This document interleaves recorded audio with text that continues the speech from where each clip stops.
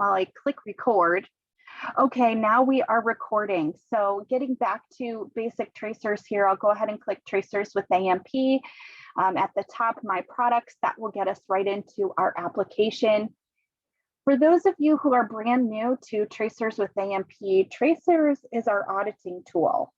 So program administrators have the ability to develop and create tracer templates that allow us to then enter data. So entering observations, which is a webinar we covered last week. We've got another one coming up at the end of the month. If you want to attend, you didn't get to attend last week's training. So everything that we do here in terms of entering data will give us reporting. So when we're developing our tracers, it's really, really important to first and foremost think of two things. One is to think about our end users, our observers, who's going to be entering data, answering questions. So we want to think about that group of folks. But then the other key component that we want to think about and consider is looking at our reporting. So how do we want our reports to look in the end? What data do we want displayed in our reporting? And then how are we going to analyze that data and then prioritize our process improvement and initiatives? So survey activities, standards and EPs, all of those things, you know, the more data we can put in, the better. So think about too that this tool is your organization's tool, and you and only your organization can view this data. So we want to be as robust in your entering of data as possible so we get that out on the back end. So today we're not talking about reports really at all. You'll hear me kind of mention it throughout the training. We do have a dedicated training that's all about reports as well. So take a look at that from our training calendar should you want to get more into the reporting aspect. So here's our homepage, Tracers homepage. You can see I'm a program administrator, top right. So I do have this option to create a new tracer. I can also create a CMS tracer because my organization has purchased the CMS add-on. So you might see that, you might not. We'll have options to import tracers. Importing tracers is something we'll cover tomorrow. So if you're interested in our import-export feature, come back to tomorrow's training and learn a little bit more about that. We have our tracer statuses. We're going to talk about that, but then on our homepage, we automatically get to see our published tracers. So those that are out there that have been developed, that are live and ready for observation collection to begin. So staff members, they only get to see this page here, the published tracers. They of course don't get to create and manage those tracer templates. That's reserved for us program administrators, but essentially all of the tracers here that are listed and published are those that are ready for observation collection that staff members can then access. You can see my tracers are set to be categorized by different tracer categories. So I have a system, patient, infection control. I have a general category and an audit category as well. So these tracer categories are part of developing those tracer templates.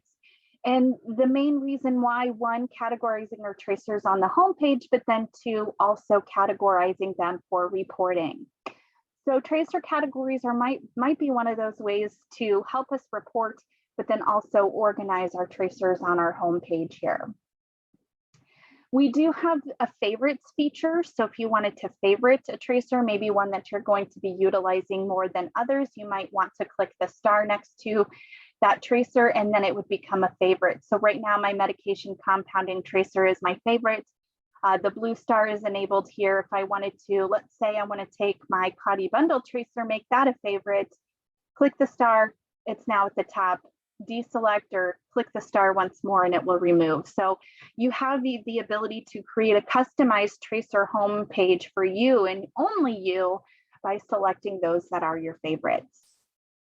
So back to tracer category setup. If this is something you want to use and utilize by categorizing your tracers, that's going to be done from our setup menu. So setup at the top, we then move to the tracer category setup page, and then all we simply do is add our tracer categories.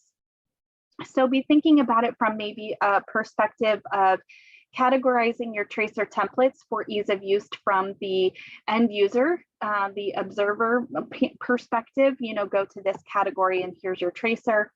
And then also reporting. So reporting will allow me to say, all tracers in my audit category, what's my overall compliance? And you would be able to generate a report in that fashion.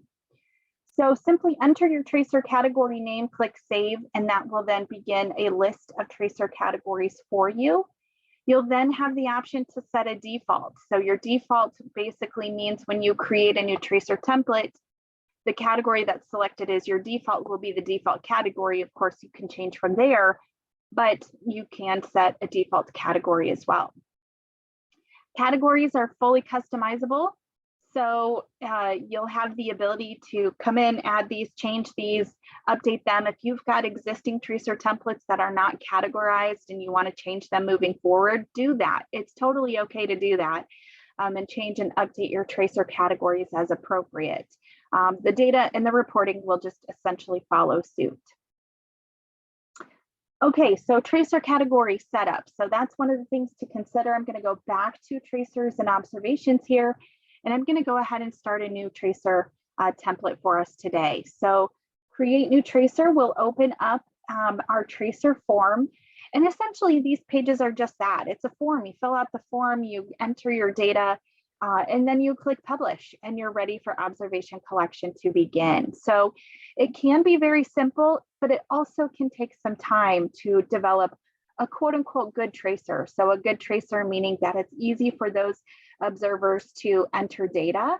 It's easy to be understanding of data that's going to be entered, how to answer those questions. And everybody's going to be answering the questions the same way. So be thinking about that as you start to develop your tracers. So the first thing that you want to do is enter a tracer title or a tracer name. So each tracer is going to have a unique title. Today I'm going to be working in materials management. So I'm going to go ahead and add materials management 2022. Actually, I'm going to put 09 of 22. I'm adding a date at the end of mine because this is a test environment, so we might have another materials management tracer developed. But think about that from a standardized nomenclature within your organization. Does it make sense to say 2022 or version 1, version 2, so on and so forth? Something to consider and think about. If you're part of a system, meaning multiple organizations have purchased tracers with AMP, do we need some sort of standardization for the entire system? Also something to consider. Excuse me, the next field are tracer category. So as you can see, my default is my audit. I can change this any way that I need to. I have a ton of categories here already set up for me. So I'm just going to choose my general category. And then we can go to the next section, which is our instructions. So instructions are those items that you need the observers to do in order to successfully complete this tracer. What do they need to know? So this is where you would go ahead and either enter instructions or you could attach a document as your instructions as well. So something to consider here. Next, we have 4 tabs. So we have tracer details. So this is going to be the questions that will start to populate as we develop our tracers. So the details will pull the questions, and those are the questions that become our own for this particular tracer. The library, we're going to spend some time here very soon. This is where you can pull questions from our library of questions in the hospital program, which is what I'm in today. We have about 20,000, 21,000 questions for you to choose from. So lots and lots of questions. And I'll show you how to do that very quickly here in just a moment. Build my questions. That's going to be for you to build your own. So if you have particular questions that you have used in the past, perhaps that you just don't have in tracers with AMP, but maybe you have a paper tracer or you've been using another electronic tool, you would be able to develop your own tracer questions by simply filling out the form on the Build My Questions tab. And then finally, schedule and assignments. So we will be talking about schedule and assignments here near the end of our developing of our tracer. So, excuse me, let's go ahead and tap into our questions library. So once we're on the questions library, we have lots and lots of ways for us to pull those 20,000 plus questions. Now, before I show you the templates and questions, I do want to mention that Christine on our call, clinical advisor, registered nurse, I believe she's a master of nursing as well. She and the other team members of mine, clinical advisors, have a wealth of knowledge and experience of working in standards and EPs and in quality and accreditation. So all of the clinical advisors are nurses by background. A lot of them worked in healthcare organizations, simply like yourselves. If you're in the quality realm, maybe you're a facilities person, perhaps you're an environment of care, safety person as well. So these currently all of our clinical advisors are women. This group of women have such a wealth of knowledge of experience clinically working in the workplace as you are today. A couple of them were consultants with Joint Commission resources prior to coming over, and even a couple of them were Joint Commission surveyors. So lots and lots of experience come into play when developing these tracer templates and questions. So feel good knowing that this is relevant information that can be helpful to your organization. Hey, Lynn, it's Christine. Oh, sure. Hi, I just wanted to make a comment to folks. We're getting a lot of questions in the chat. This session is really about building basic tracers. Managing tracers and running reports are actually going to come later and in different sessions. So if you have questions about just building these basic tracers, how to add questions, how to manage those questions, that kind of thing, that's what we're going over today. If you don't have your question answered in the chat because it's off creating traces, we will do our best to answer them after or in future sessions. Thanks, Raylan. Yes, thank you, Christine. Yes, so just to reiterate, today is building tracers. If you have reports, I believe is coming up in the near future. I believe it's the 19th is reporting Q&A or reporting training. So that would be a great time to join for reports. So back to the questions library. So we've categorized our questions in a variety of different ways. So we have templates. These templates are developed by topic and include those questions. Again, clinical advisors, Christine and team are developing those on a regular basis.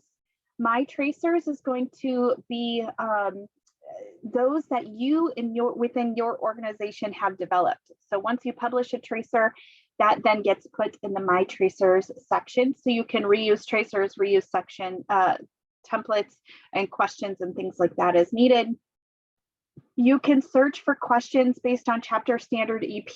So if you know you're working in high level disinfection and you want to go right to that EP, IC 221 EP2, I believe, you can go straight there to see questions that are related to high level disinfection. And then the final tab here, CMS Crosswalk. So this allows us to enter a condition of participation and pull questions that crosswalk from that COP back to the standards and EPs. So I'm going to pull questions first by JCR templates.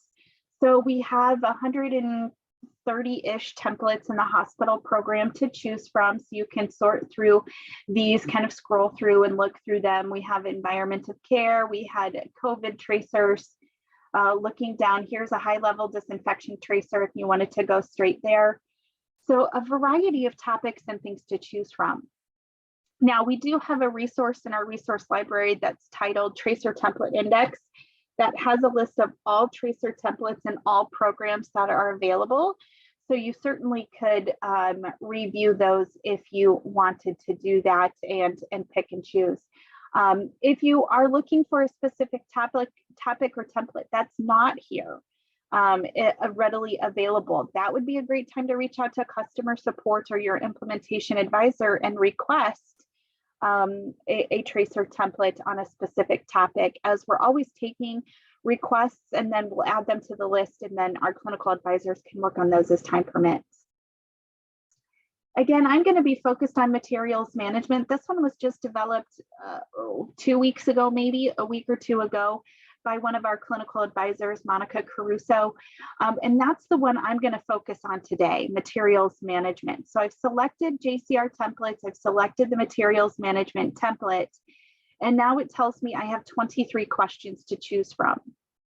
So from here, I have additional filtering available to me. I can look at FSA EPs only, which those are identified for full FSA submission. So focus standards assessment, essentially it means it's a high risk EP. So if we wanted to look at high risk items or questions with FSA EPs only, if I make that selection here, it brings me down to 22 questions. So these are all FSA related except one.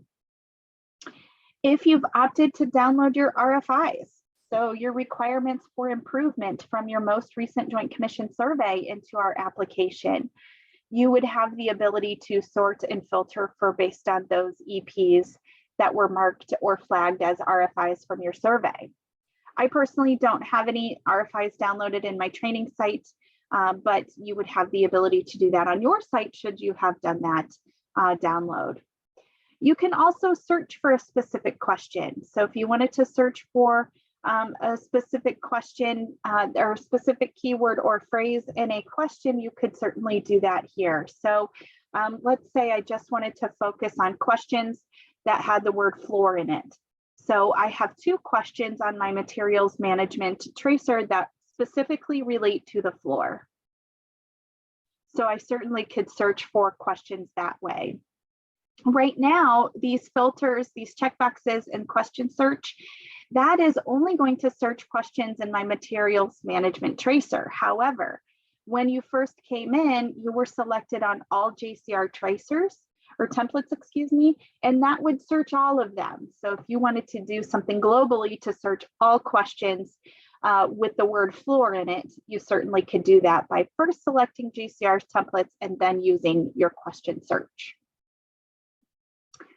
For today's purpose, I'm just going to go ahead and select all of my questions by checking the box in the blue bar here. And then I'm going to add and save questions. And then it's going to pop up, say, do you want sections? Yes, I do. I'm going to tell you why momentarily. It's the R word, it's reporting. So you can go ahead and select those. And now you can see that I've moved now back to tracer details. So what this means then is I pulled my questions from the library. They've now been copied over to tracer details, and now it's part of my specific tracers, my materials management 922 tracer. So I've copied them from the templates and now I can make them my own. So before making them my own, I do want to go back to questions library here just to show you chapter standard. So if I wanted to pull questions based on chapter standard, I could do that. So I could go to, let's say, my environment of care chapter. I want to pull questions from EOC. You can see 861 questions are in my environment of care chapter.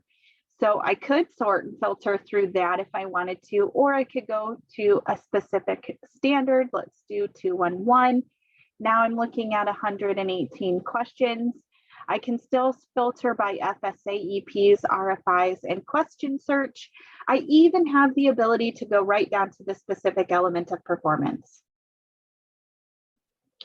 So you certainly can pull questions that way. Then pulling questions by CMS crosswalk, again, same thing, enter your condition of participation. And then let's do 482.12, click search.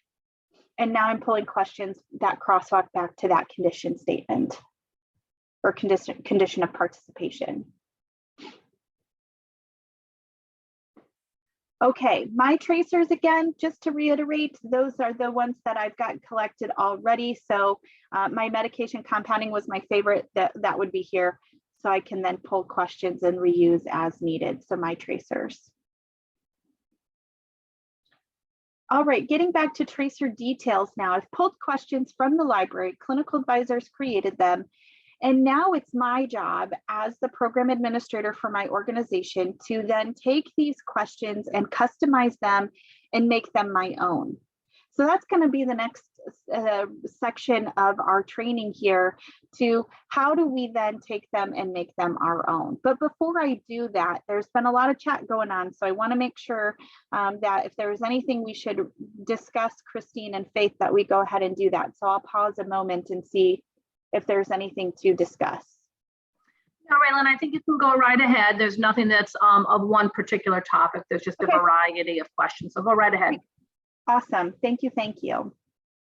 So tracer details, now let's make them our own. So the first thing we should talk about is sections. So sections are how we categorize our questions, and then we can then move to reporting. So I can run a report that says, what's my compliance with all questions related to vendor identification? And then I can pull a report in analytics or in our application that says, all questions tied to vendor identification section, regardless of what tracer it's on, what's my overall compliance percentage? So it categorizes our tracer questions. It then helps us with reporting as well. So let's look at first storage of supplies. I have several questions here. The first 10 questions, they're all compliant, non-compliant question types. We can see that by our icon. And then we can go ahead and start to make this our own tracer. So let's just say questions 10 and 9, I don't need to report on. I don't need my observers to answer those questions. So I'm just going to go ahead and delete them. So I selected them by checking the boxes, and now I'm deleting them. So those 2 questions are now gone. And now I'm left with 8 questions in my storage of supplies section. Now I can take them and make them my own. So for example, question 1, is the storage area clean and well maintained? So do I need to add additional information about being clean and well maintained? Does your policy state any additional information about being clean and well maintained storage areas?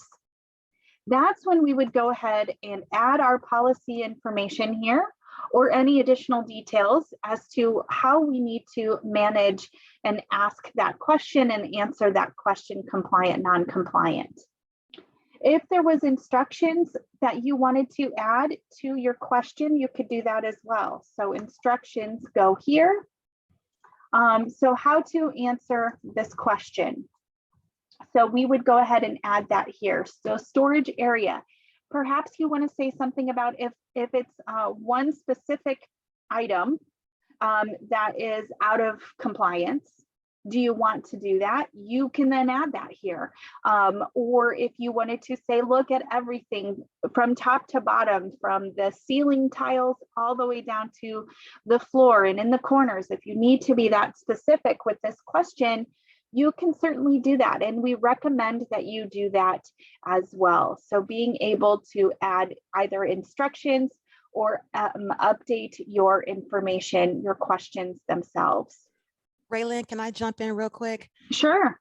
Can you show again how to add questions to your new tracer? Yes. Someone missed that, please. Yes. So adding questions, if we go to the questions library, that would allow us to search and find questions from our templates, from existing tracers that we've already developed. We can search for questions based on chapter standard EP, as well as the CMS crosswalk. So if we just select a template, and then we can have the option to select our questions by checking the boxes. Great question. So back to tracer details, I want to take a moment to look more at our vendor identification section. So we've got three specific questions here. Question number 9 says, does the hospital have a process in place to identify vendors entering the organization? So our observers who are answering this question, how would we know if there is a process in place? So do we need to check with an individual? Do we need to perhaps ask this question to a director? Or is there a way to identify this process somewhere? Where is it posted? Where can I access that information? All of those things need to be considered when you're answering or when you're looking at your questions. How can this person, the observer, answer this question? Does that maybe need to give you more information to this question? Maybe we need to add instructions. Maybe you need to say, check with policy 123. Maybe, maybe not. Maybe you know that the process is in place. So maybe you don't need this question at all. You know that the process is in place, because what the next question then says, is there evidence of this process being followed? So what types of evidence are you looking for? So evidence can be and entering additional information about what evidence, quote unquote, evidence are you looking for in terms of vendor identification as it relates to materials management. So you can really get into these questions and start to customize them and make them your own. Then from the reporting standpoint, you know that all of your observers are answering questions appropriately because you've given them as much information as they need. So a lot of times we do the things that we do, but we might not understand the whys behind what we do. If we're the subject matter experts, then we certainly know the whys behind why we do the things that we do. But if your observers are clinicians, they are someone working right in the field, but they might not have as much expertise as you. This gives you an opportunity to add that additional information here in your tracers. You can add report tags to your questions. So let's get into report tags. What are those? That report tag is a brief description of a question topic that can be selected to display in reports. So it's reporting only. So the observers don't see your tags, but you would have the ability to add tags to your questions and then report out on that. So be thinking about that if that makes sense to add report tags. Example might be, if you're really going hot and heavy on vendor management and vendor related things, then you might have a report tag that says vendor. And then when someone says, well, let's report on how we're doing with our vendor management or our vendor relationships, well, you'll have the ability to do that in reporting. So you can certainly do that here. Again, the observers don't see this, it's for reporting, reporting purposes only. You can see that all of these questions are tied to standards and EPs. That's part of the templates and the clinical advisors and their clinical expertise in working with the standards and EPs. So they truly are the subject matter experts. So they have tied these questions back to the relatable and the most appropriate standard and EP. So you can view that information. Observers will also have the ability to view that. And you can certainly take a look at that and confirm, if there's anything else that you need to add that's applicable to this EP into your question, you certainly can do that as well. Now, scrolling on to the right, if we continue on our path here, we have this actions column where we see this gear icon or this wheel. If you click that, that gives you additional options to either change your question type, you can delete it, you can move sections, you can duplicate and start again, you can add additional information drop down. Most of those things we're going to cover in advanced tracers. But what I do want to show you is if you click edit question, this takes you to a new page that is essentially the very same things. So then you would have the ability to change your question type. You can update your section. You can make the question required, meaning that it must be answered before completing the observation. Question text. So here's your question text. Here's your report tag. So again, if you wanted to add that vendor report tag, you could do that.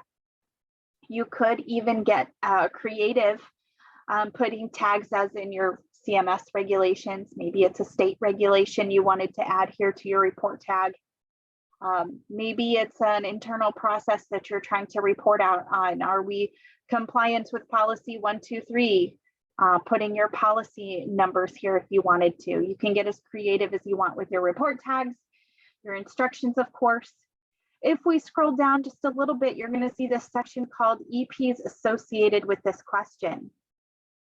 Right now we have EC 211 EP7 tied. Excuse me, if you needed to change the meaning of the question, which then changed the appropriate EP that is selected, this is where you would change that. So we went to EC 211, and perhaps now EP14 is the most appropriate. We could drag that EP14 over, we could then remove EP7, and now we've tied the appropriate EP. So I'm going to move that back. EP7 is the most appropriate. Getting down to the bottom of this page, documents and links associated. So let's talk a minute about this. If you have a question that says similar to, well, Raylin, what if I wanted to tie my policy information to my tracer question? Can I do that? Yes, you can. You can do that here. A couple of things to consider though. If you are tying your policies to your questions, then as part of your tracer review process that you should be doing on a regular basis would be then to update your policy link or update your policy information here to your tracer question. So something to consider. How you do that, we have this question mark icon that gives you a couple of user guides that will help you with instructions of how to do that. So if you wanted to link a web address, all you do is copy the URL, paste it in. Now let me close this here momentarily. Paste that in. So if I wanted to, let's just do the JCR homepage, let's say. JCRinc.com is the homepage. I can copy that and add that here. And then I'm going to say that that is my web address. I'm going to give it a description, JCR homepage, and then click add. And that would allow us to link a web address. If you're going to link a file, it's going to be done through a file path. And that's really when I would use this second link here to understand how to do the file path option. But yes, you can do it. If it makes sense to do it, you can do that. So I'm going to go ahead and clear all this out. I don't want to save anything here. I'm going to click save. And now my question has been updated with the information. Okay. So building tracers can be as simple as give it a title, pull your questions, click publish. It really can be that simple. If you needed a quick win, fast 5, quick, easy, a quick one, but still important to collect your data, you could potentially do that. But we do recommend that you get in here and you develop tracers that make sense to your organization and your observers. We want to make sure for that inter-rater reliability that we're all answering the questions in the same fashion. Okay, now you say you pull questions. Great, I can do that. I can update, make my own. But Raylin, what if I have my own questions to use? Great, no problem. Simply come on over to Build My Questions tab. And then it's essentially a blank form. All you have to do here is select your question type and then enter the appropriate fields. Give your question text, add a tag and instructions should you want to do so. Link your appropriate EP, add your dropdowns, links and documents, and click save. It truly is simply that easy to develop your tracers and add them yourself. So that's Build My Questions. Now, if you notice in the question type dropdown, you're going to see yes, no, open-ended, and multiple choice questions. That's going to be covered in tomorrow's webinar. So if you are interested in learning more about these other question types, we call them flexible questions, come back tomorrow and we'll talk more about those. Now, the final option to consider, it's not required, it's something that you can certainly use if you want to, is what we call schedule and assignments. So schedule and assignments allows us to either schedule the site or specific departments, one or multiple, to enter observations at a frequency that you have set. And then guess what? Reporting. Reporting is available to say, did these specific departments complete the tracer observations at the frequency that I've set, yes or no, green or red? And then what's my compliance percentage and all my tracer details, and how did we answer those questions, things like that. So if we wanted to utilize the schedule and assignments feature, we click the plus icon, and then we start to essentially fill out the form. So this is where we can select our building and then our departments. So let's just say med surg, medical, and cath lab needs to complete this tracer. I want each of those departments to complete this tracer monthly, and I in fact want 3 done each month. So your reporting is going to say, did the med surg complete 3 each month of my materials management? Yes or no? Did the cath lab complete materials management tracer 3 observations this month? Yes or no? Did 2 Northeast medical, yes or no, complete 3 observations each month?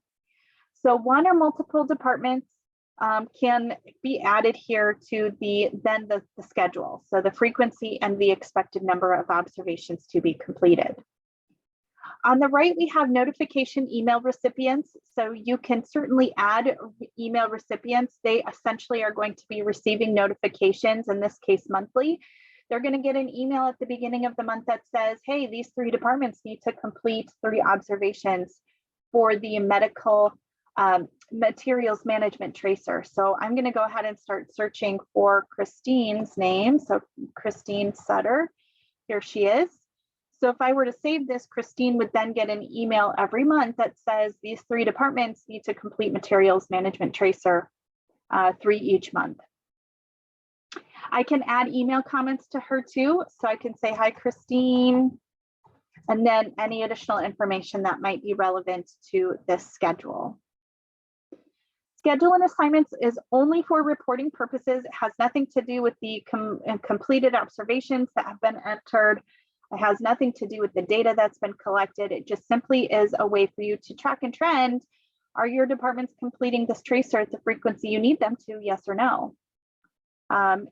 Holds our people accountable, if you will. We bought this product for a reason. Let's make sure that we're using it appropriately as well. So completely optional if you've already got tracers created and this is the first time that you're hearing about schedule and assignments and you want to add that, please do so. Again, it has nothing to do with the tracer development or the questions themselves. It just simply allows us for reporting purposes. So I'm going to remove Christine's name because I don't want her to receive the email, but I am going to save the schedule. So I'm going to go ahead and click save. That's been saved.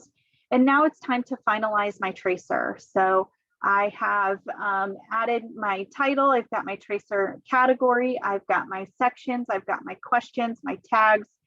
The EPs are appropriate. I've gotten everything that I need to. And now before I go ahead and publish, I want to go ahead and just click preview observation form. This will give me a real life example as to what the observers will see once the tracer has been published. So I see it here. Okay, here's my questions. Great. Collapse all. I can see my 3 sections. Great. Compliant, non-compliant numerators, denominators, notes, and documents complete. Okay, everything looks good. And now I'm ready to publish my tracer. I click publish. And now my tracer has been published and it's ready for observation collection. So I'm going to go ahead and find it. I'm going to mark it as my favorite. And here it is as my favorite. You can see quickly and easily I've added a schedule because I have now a calendar icon. I can simply click on my calendar to then view that schedule, make any changes that I need to. It's up and running. We're ready to go. Congratulations on creating your tracer. Now for existing tracers, if you've already got tracers that have been created, they're already out for observation collection, you'll see them listed here. Tracer actions is how we can manage existing tracers. So we can close, delete, we can edit, we can export to Excel.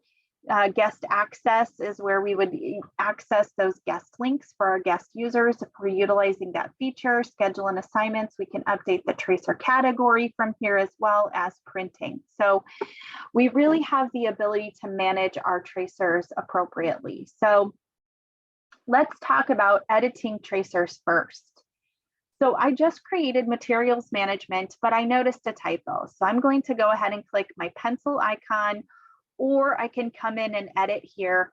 Great, no problem. Come in, make your edits. It's going to be unpublished, work in progress. When you're finished, then you'll go ahead and publish that tracer. So quick and easy to edit your tracer. But if we go down to my other tracer, let's take a look at my area inspection. So this one here, if I go to edit this tracer, it gives me a warning. Hey, observations have been collected for this tracer. If you edit this tracer, data may be impacted or lost. So the big key takeaway here is if you're editing a tracer with observations, we need to be careful because we don't want to update and edit or disrupt the data that's already been collected. So the major disruption here is if you delete a question, all of the data that was collected with that tracer question will be gone. So it's really important to know that if you delete a tracer that has data or delete a question with data collected, that data is gone. So we want you to just caution you about that. If you make editorial changes to your questions, great, no problem. You can rearrange those, no problem there. If you need to, the data will follow that particular question. But if you change the question in a way that makes the data collected meaningless, well, then you've just skewed your data. So be aware of that as well. Minor edits are okay, critical changes, not so much with data already collected. If you run into a situation where you need to update your tracers, a couple of things that you can do.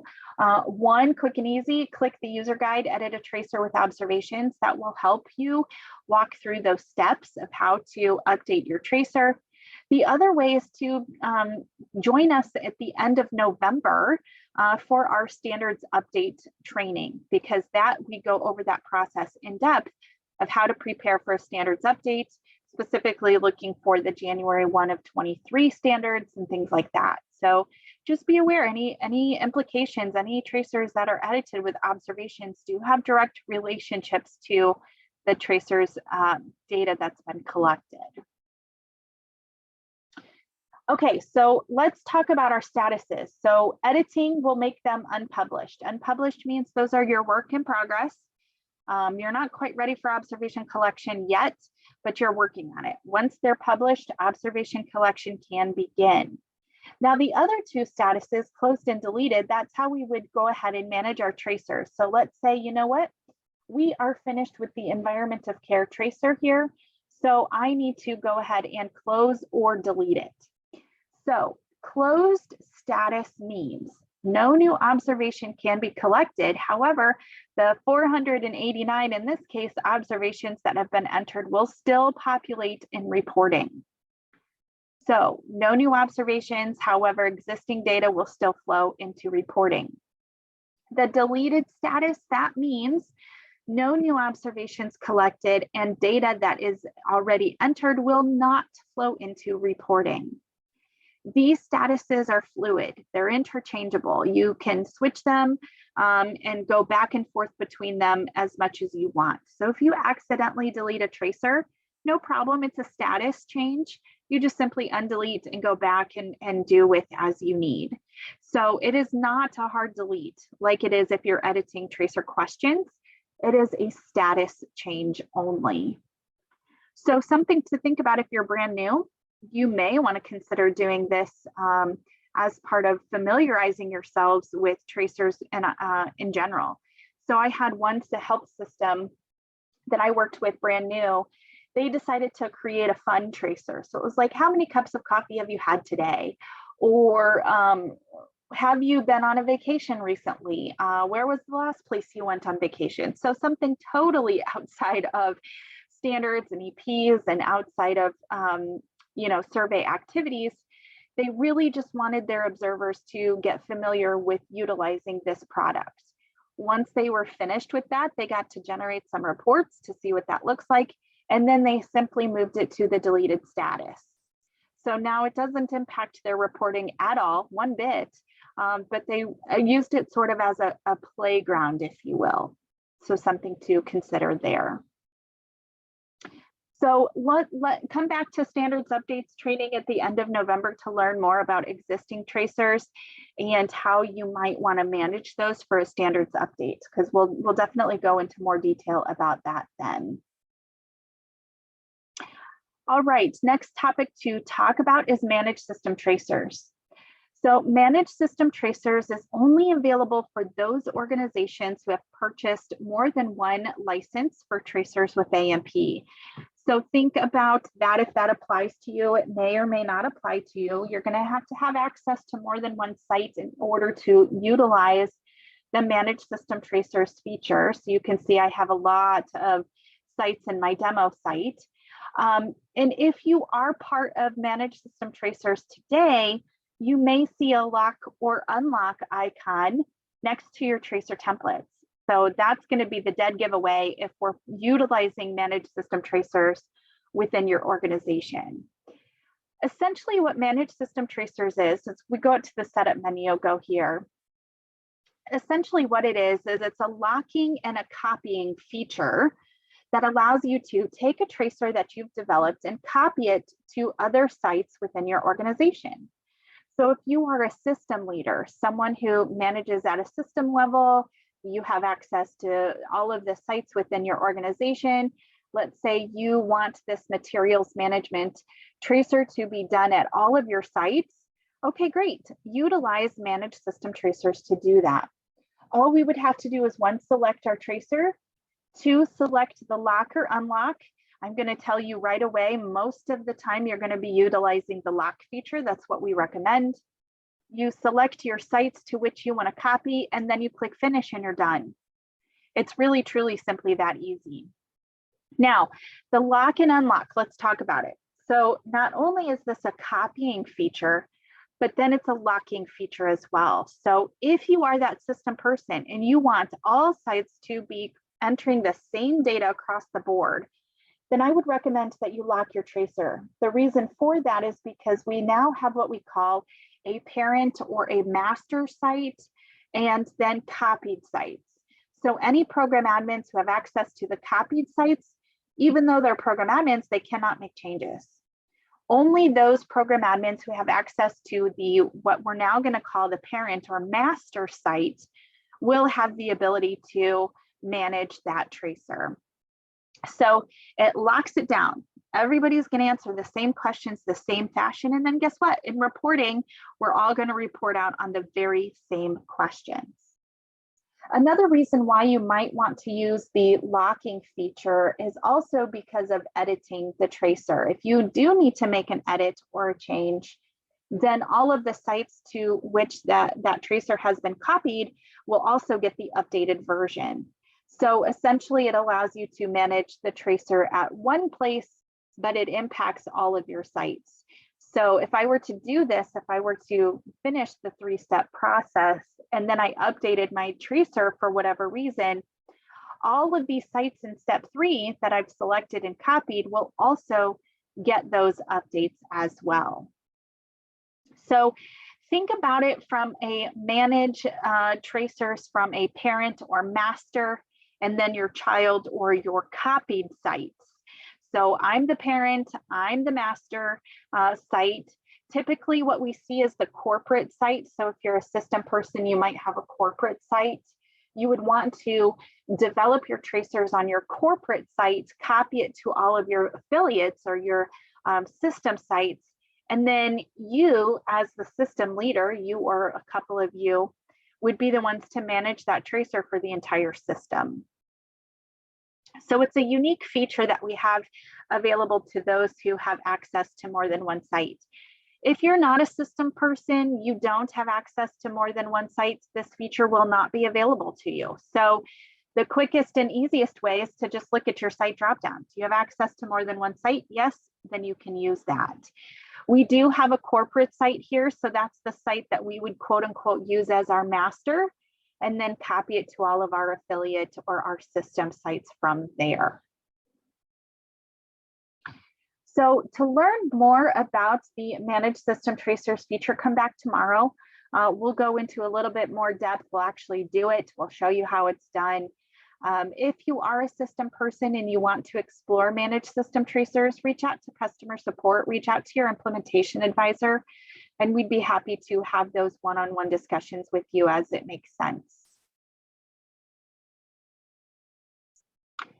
Okay, so we have covered everything on our training agenda for today. We've introduced us to creating tracers.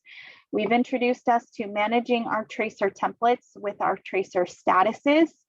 We've talked about tracer categories. We've talked about managing system tracers. So we do have about 5 or so minutes left. So I'll pause a moment here and see, Christine, Faith, anything that we should discuss before wrapping up today? Sure, Aylin. There was a question from Megan that said, what if you just add a question to the tracer that already has data collected? Will that disrupt previously collected data? Great question. Thank you for that question, Megan. It will not disrupt existing data. So today is the 14th of September. We added the question. So if you ran reporting from prior to today, that question, of course, would simply not be there. And there would be no data to be collected, but everything moving forward would certainly have that question. So your numbering would be skewed if you were looking at question numbers, 10 versus 11, but existing data would not be impacted if you simply added additional questions to an existing tracer. Great. Thanks, Raylin. Yeah. And Raylin, I have a, oh, I'm sorry, Christine. You go right ahead, Faith. Okay, thanks. It might be the same question. I have a question in regards to schedules and assignments. If we've already off a schedule and assignment, can it be edited? Yes, great question. Thank you for that, Faith. And most certainly you can edit or change your schedule and assignments as needed. So the thing to remember here though, is that, and actually a client just ran into this the other day, if you already see a schedule here, like you see on my screen, and you go to edit that, let's say that, I'm going to say the infusion center and pharmacy, and now cath lab and med surg, those 3 don't need to do that. If you essentially do this, now what you're saying is those 3 original departments are no longer on the schedule. It's now only these 2. Or if you change it from weekly to monthly, what you're saying is that I no longer want it monthly, I now want it weekly. So a client ran into a situation where she had a schedule in place. Someone came in, another program admin, and wiped hers out and added their own. Then her schedule was gone. So the thing to remember is that you can add 1 or multiple departments, but they all are on the same schedule. So I would need to then come back and add, the appropriate departments there. So just keep that in mind if you're managing your schedule. You don't want to ruin or remove what someone else, another program has added, program admin has added. You might just need to add your departments or have a conversation as to what frequency, what number of observations, who receives the email notifications and things like that. But yes, you can edit that at any time. That does not impact your data 1 iota, not 1 bit. All right, Raylin, I think we have another question as well. Erica asks, is there a getting started guide for those of us who like to go in and play? Sure. Specifically thinking about user guides, getting started. If we go out to the resource library here, we can take a look. Getting started, whoops, knocked me out. Let me get signed in here. Getting started is kind of that could be an array of things, if you will. So getting started with tracers, that might be to create new tracer, might be a great place to start. If we think about getting started within just the application as a whole, you may want to take a look at this setup if you're a program admin. So first and foremost, taking a look at your user roles, maybe adding some users, maybe managing your departments as a getting started type of thing too. You'll certainly want to add your departments before even collecting observations, as that's a very big thing that you need to do. So I hope that answers the question, Christine.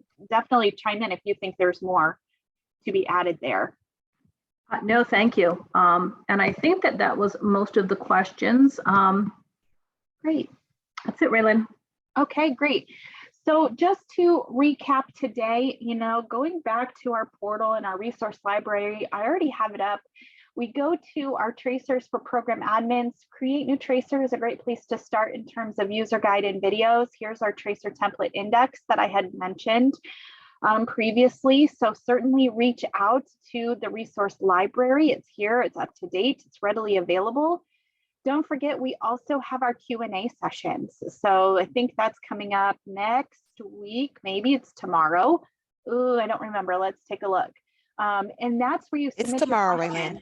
Is it? Okay, so you can submit your questions to us, and myself and my colleagues will be answering those specific questions that you have in the Q&A.